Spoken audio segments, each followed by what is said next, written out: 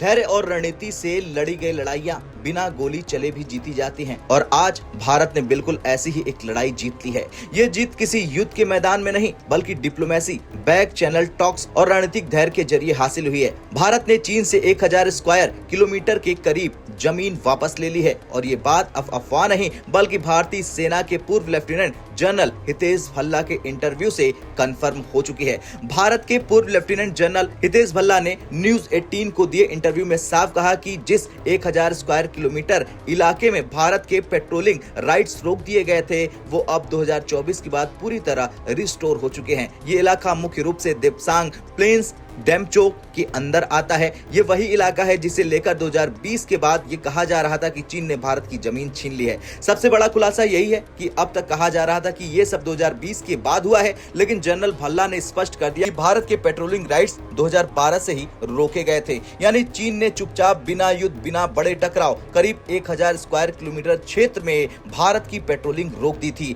और यही वो बात थी जिस पर भारत के कुछ विपक्षी नेता भी लद्दाख जाकर बयान देते थे। अब जरा इसे आसान भाषा में समझते हैं। भारत पाकिस्तान बॉर्डर लाइन तय है, दोनों देश एक ही लाइन मानते हैं, लेकिन भारत चीन बॉर्डर ना डिलिनेटेड है ना ग्राउंड लेवल पर म्यूचुअली एग्रीड है। यहाँ LAC यानी लाइन ऑफ एक्चुअल कंट्रोल है, लेकिन ग्राउंड पर कोई नहीं बता सकता है कि LAC ठीक कहाँ है। 1975 में चीन ने एक कॉन्सेप्ट दिया पेट्रोलिंग पॉइंट्स, जिसे भारत ने 1996 में स्वीकार किया। इसका मतलब भारत अपनी क्लेम लाइन तक पेट्रोल करता है, चीन अपनी क्लेम लाइन तक पेट्रोल करता है। दोनों परमानेंट सेना नहीं रखते हैं, सिर्फ प्रेजेंस दिखाते हैं। इसी दौरान सैनिक पैकेट, निशान या रिकॉर्ड छोड़ते हैं, ये बताने के लिए कि हम यहां तक आते हैं। अब चीन ने क्या किया? साल 2012 के बाद चीन ने देप्सांग और डेमचोक में पेट्रोलिंग पॉइंट्स तक भारत को जाने से रोक दिया। मतलब भारत की क्लेम जमीन पर भारत की मौजूदगी रोक दी गई। ये इलाका करीब 982 से 1000 स्क्वायर किलोमीटर का था, यानी जमीन छीनी नहीं गई थी, लेकिन जमीन पर अधिकार जताने का हक छीन लिया गया था। अब साल 2024 में क्या बदला ये जान लीजिए,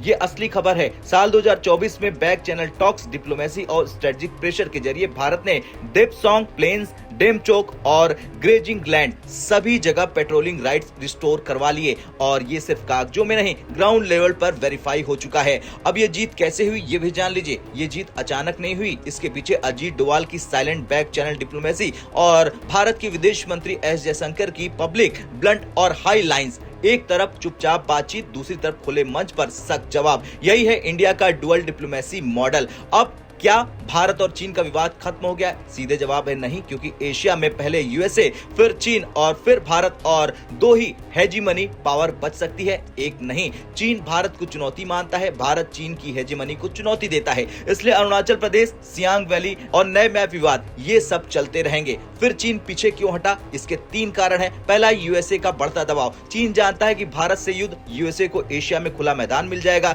दूसरा है CPEC और पाकिस्तान मॉडल फेल। चीन पाकिस्तान इकोनॉमिक कॉरिडोर जमीनी सच्चाई में फेल हो चुका है। तीसरा है भारत की global position. Bharat BRICS, global south leadership और इकोनॉमिक ग्रोथ सब में आगे है और भारत के पास नेगोशिएशन लेवरेज है। खैर, कुल मिलाकर ये जीत नारेबाजी नहीं, मीडिया स्टंट नहीं, बल्कि स्ट्रेटेजिक सक्सेस है। 1000 स्क्वायर किलोमीटर जमीन पर भारत की पेट्रोलिंग वापसी, बिना गोली, बिना युद्ध, और यही है big win for Indian diplomacy. अब आपसे सवाल, जिस तरह से भारत के पूर्व लेफ्टिनेंट जनरल हितेश भल्ला ने न्यूज 18 पर दिए इंटरव्यू में साफ बता दिया कि 1000 स्क्वायर किलोमीटर के इलाके भारत के पेट्रोलिंग राइट्स नहीं रोके जाएंगे, उसे लेकर आपका क्या कुछ कहना है? कमेंट कर अपनी राय जरूर दें।